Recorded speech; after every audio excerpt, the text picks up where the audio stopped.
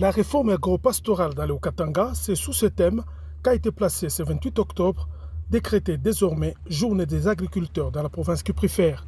Jacques Ablakato démontre par cette formalisation la priorité qu'il accorde à ces secteurs depuis son avènement à la tête du Haut-Katanga. À cette occasion, il a conduit députés et ministres provinciaux, grands fermiers et petits planteurs dans quelques entrepôts où sont stockés les sacs de grains du maïs du gouvernement provincial remboursés par les agriculteurs subventionnés par son gouvernement. À la vue de cette réalisation, les hôtes de Jacques Ablakato n'ont pas manqué de louer la politique du troisième gouverneur élu du Haut-Katanga. Au nom de tous les agriculteurs, de remercier son Excellence Jacques Ablakato pour cette vision qui marque toute la population haut-katangaise en fait de lutter contre la famine. Nous remercions le gouvernement du Haut-Katanga à travers son gouverneur ainsi que le ministre provincial de l'Agriculture. Pour avoir organisé cette journée, nous sommes très contents. Ça nous donne la connaissance qui permettra à la population de se tourner vers l'agriculture.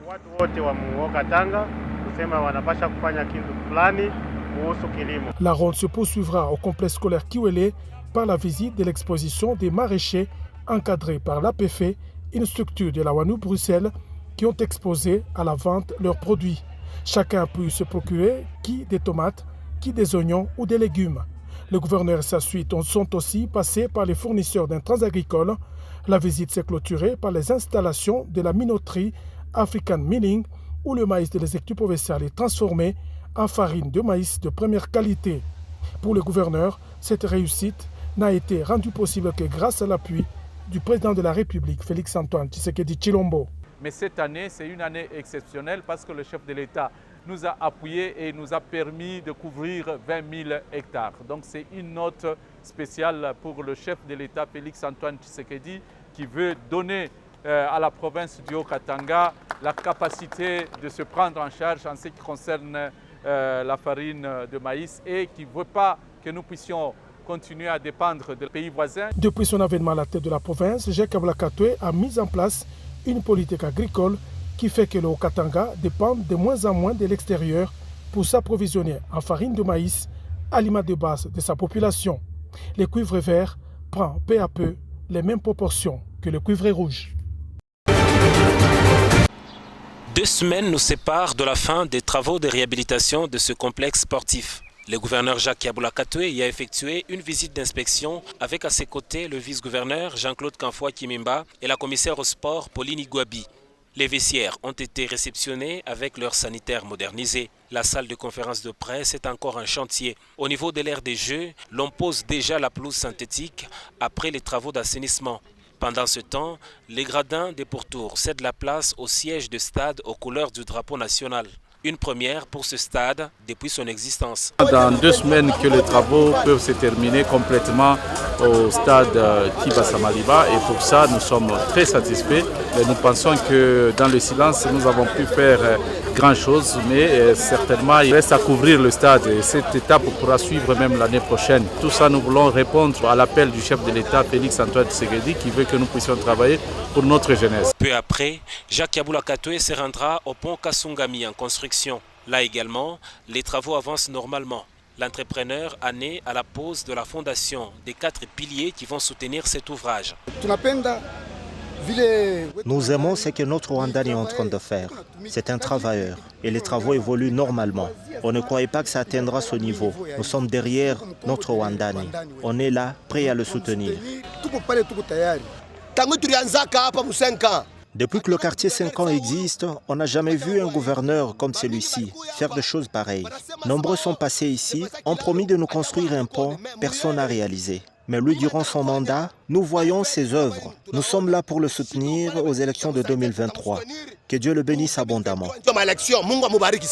Et pour le gouverneur Jacques Ablakato, ce projet matérialise la vision du chef de l'État, Félix-Antoine Tshisekedi Tshilombo, qui place les peuples au centre de la gouvernance. Nous sommes satisfaits de constater qu'il y a de l'évolution et donc nous pensons qu'en début de l'année prochaine, nous pourrons facilement terminer cet ouvrage. Donc le rendez-vous est pris pour d'ici 4 à 5 mois, nous pouvons être à mesure de jeter un pont qui va servir la population de Kasungami tout comme celle de la Katouba. C'est ça la mission nous confiée par le président de la République, Félix Antoine Tshisekedi, qui veut que le peuple soit d'abord servi. Il faut noter que ce projet comprend également la réhabilitation d'1 kilomètre de routes pour faciliter la traversée de cet ouvrage dont les travaux se terminent d'ici 3 à 4 mois.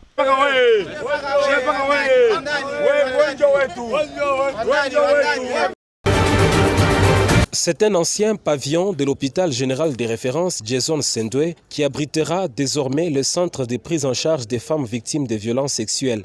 Les travaux consisteront à une réhabilitation totale des murs, la toiture, les circuits électriques et les sanitaires. C'est la direction provinciale des infrastructures et aménagement du territoire qui exécute ces travaux. Le vice-gouverneur, accompagné du ministre provincial de la Santé, a visité le bâtiment sous la conduite et les explications du directeur provincial de la DEPIAT. Profitant du passage de l'autorité provinciale dans cet hôpital, les femmes travailleuses de cette institution sanitaire ont saisi l'opportunité pour exposer les difficultés liées à la rémunération. Jean-Claude Kanfoua Kimimba a promis de faire rapport à sa hiérarchie pour qu'une solution soit trouvée. Je veux faire rapport à ma hiérarchie afin que vous soyez réhabilités. Même la Bible dit, l'ouvrier mérite son salaire. Jean-Claude Kanfoua Kimimba a aussi pris en charge la facture d'une patiente gardée à l'hôpital depuis près d'1 an. Cette dernière a retrouvé sa liberté grâce au passage du vice-gouverneur dans cet hôpital. Le vice-gouverneur vient de m'aider à être libre. Que Dieu lui soit favorable. Ces travaux de réhabilitation, débutés le 31 octobre dernier, vont s'étendre sur 30 jours. Environ 30 hectares de la concession de la Régie des eaux située à Kimbembe sont en passe d'être spoliés. Arrivé sur place, la commissaire provinciale aux affaires foncières a reçu les explications sur la limitation de cette concession de la part du divisionnaire de production de la Régie des eaux, Michel Tchijika. Quelques points de repère ont été vérifiés sous la conduite du numéro 1 des affaires foncières dans la province. Après avoir palpé la réalité du doigt, la commissaire aux affaires foncières s'est dit satisfaite de ce travail abattu par les techniciens du cadastre en délimitant la partie réservée à la Régie des eaux. Et nous avons trouvé qu'il y a quelques personnes, 3 ou 4, qui ont spolié les sites de la Régie des eaux.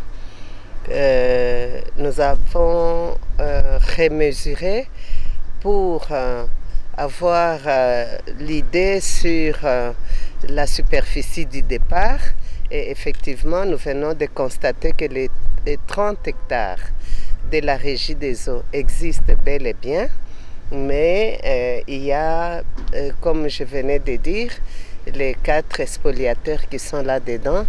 Je crois qu'il n'y a pas péril en demeure. Il faut tout simplement quitter et laisser la place à la Régie des eaux parce qu'en dessous, il y a une nappe aquifère que la Régie des eaux, n'est-ce pas, doit exploiter. Donc, ces 4 spoliateurs sont obligés de quitter.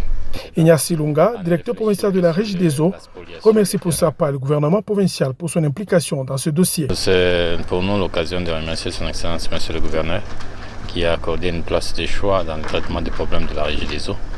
De remercier son Excellence, Madame la commissaire, qui a pris toute sa journée, pratiquement toute cette semaine et la semaine précédente, à ne réfléchir que sur la spoliation des terrains de la Régie des eaux.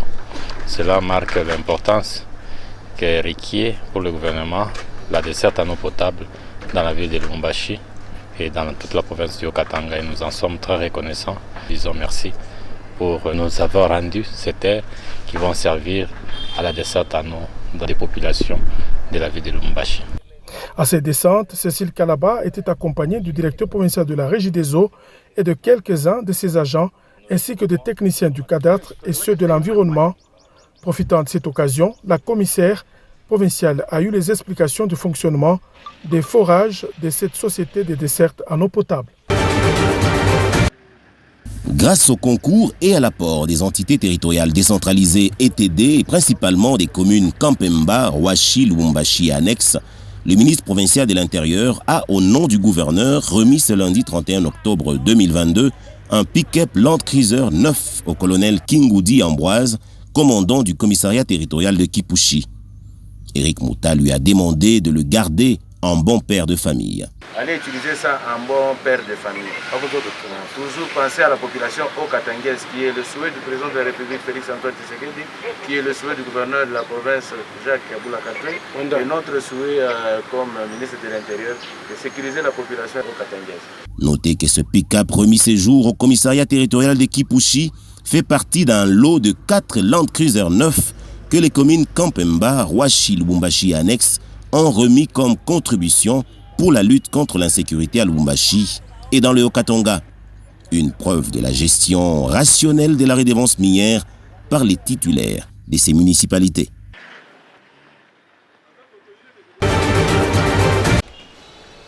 C'est au nom du gouverneur de la province du Haut-Katanga, Jacques Yabula Katoué, que le directeur provincial de la brigade antifraude a donné le go de ce séminaire de formation des officiers de police judiciaire à compétences restreintes de la brigade antifraude en présence de la directrice de la fonction publique provinciale ad intérim, Fane Kishia Fane. 30 agents de cette brigade répartis en 2 groupes seront formés pendant 2 semaines pour devenir des officiers de police judiciaire. Le gouvernement provincial du Haut-Katanga, que dirige Jacques Yabula Katoué, attend beaucoup de ces OPJ en formation. Une fois formés, ces éléments vont renforcer la capacité opérationnelle de la brigade antifraude dans la réalisation de sa mission sur le terrain, a dit le directeur provincial de la brigade antifraude dans son mot de lancement de ces séminaires de formation. Cette formation, je tiens à rappeler à nos récipiendaires présents ici, vous devriez normalement être à la hauteur afin que l'employeur, j'ai cité le gouvernorat de province, puisse en bénéficier à travers vos résultats sur terrain. Sur ce, au nom de son Excellence, Monsieur le gouverneur de province du Haut-Katanga, j'ai cité l'honorable Jacques Yabula Katoué qui prône la gouvernance dans nos attributions. Aujourd'hui, a décidé que la dite formation soit effective et matérialisée. Je lance donc que la formation des OPJ au niveau de la brigade antifraude est ouverte. Je vous demande d'être l'assiduité dans votre lutte de compréhension et je vous remercie. Ces agents de la brigade antifraude seront formés, entre autres, en éthique, en déontologie des OPJ, droit pénal et spécial, enquête policière et rédaction des procès-verbaux. Commencé ce 31 octobre 2022, ce séminaire de formation se clôturera le 12 novembre prochain. C'est un transformateur Pempa neuf de 200 kVA, une dotation du gouvernement Jacques Yabula Katoué qui vient ainsi répondre aux cris d'alarme de la population du quartier Loubéa de Pweto après 8 mois passés dans l'obscurité. Pour l'administrateur du territoire de Pweto, Derby Lumbwe, l'occasion a été de signifier à l'assistance le bien fondé de cette dotation de l'autorité provinciale Jacques Yabula Katoué qui a toujours milité pour le bien-être de ses administrés. Miaka na miaka, lakini wakati nini watoto wa Pweto munalia, baba gouverneur de province anaangalia sema inapasha ni trouver solution parce que il faut honorer président de la République Antoine Tshisekedi Chilombo juu ya kusema eko na vision yake ya développement. C'est pourquoi baba gouverneur ashikukawia pana juu ya kusema atutumie hii transfo ya sasa anauza. Les bénéficiaires n'ont pas tari d'éloges à l'endroit de l'exécutif provincial Jacques Yabula Katoué. Tunarudisha asante kubwa kwa baba gouverneur kwa kazi mkubwa eko naendelea kufanya humu ndani ya territoire yetu. Tulipokea mnane morgue inafika, tunapokelea tena na transfer na yeye nafika. Kumbe tunarudisha paka asante baba chichoke kwa kutenda mema. Mungu ambariki sana. Baba tunakushukuru sana kwa kazi ile unatumika. Tena tuko na furahi sana. Après réception de ces transformateurs, les agents de la SNEL sont descendus directement au quartier Loubéa pour procéder à l'installation de cet outil. Les travaux se sont déroulés sous l'œil vigilant de l'ATD Pweto en présence du conseiller au commissariat provincial en charge du développement rural et des habitants du quartier Loubéa.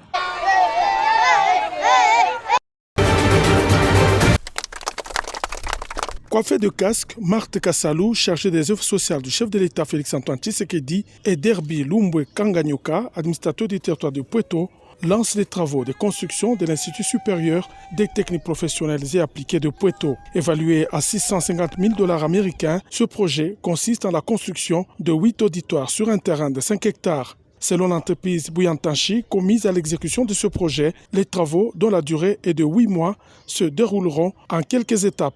Le terrassement, la construction de la maçonnerie en moellon, l'élévation des murs, la toiture et les travaux de finissage. Un rêve qui se réalise, quoi de plus normal pour le directeur général de l'ISTPA de Pweto de témoigner de sa gratitude à l'endroit du chef de l'État, Félix-Antoine Tshisekedi. L'occasion a été pour Derby Lumbwe, administrateur du territoire de Pweto, de remercier le président de la République, Félix-Antoine Tshisekedi, qui s'emploie à faire de l'éducation la clé du changement et le principal ascenseur social. Le projet de construction des auditoires de l'ISTPA Pweto qu'elle va parrainer est une contribution inestimable du développement des enfants de Pweto. Les représentants du commissaire provincial en charge du développement rural, son conseiller Ruben Mouchitou, a rendu un vibrant hommage au chef de l'État qui s'investit à faire de l'éducation le socle de tous les développements. La volonté du chef de l'État, Félix-Antoine Tshisekedi, président de la République, commandant suprême des forces armées de la République démocratique du Congo, est celle de voir nos territoires se développer. Notez, chers tous, qu'il n'existe aucun développement sur ces terres sans une éducation de base stable. Amener les enfants sur les bancs de l'école reste le plus grand cadeau que nous pouvons leur léguer. Son Excellence, Monsieur le gouverneur Jacques Tiaboula Katwe, dans sa mission régalienne de promouvoir l'éducation, s'est décidé, au travers de cette action, d'accompagner toute action ou toute initiative qui va épouser la vision du premier citoyen congolais, celle de mettre le peuple au centre de l'action. Ainsi donc, l'ISTPA Pweto modernisé est un cadre qui offrira de bonnes conditions d'études aux habitants de cette partie de la province du Haut-Katanga.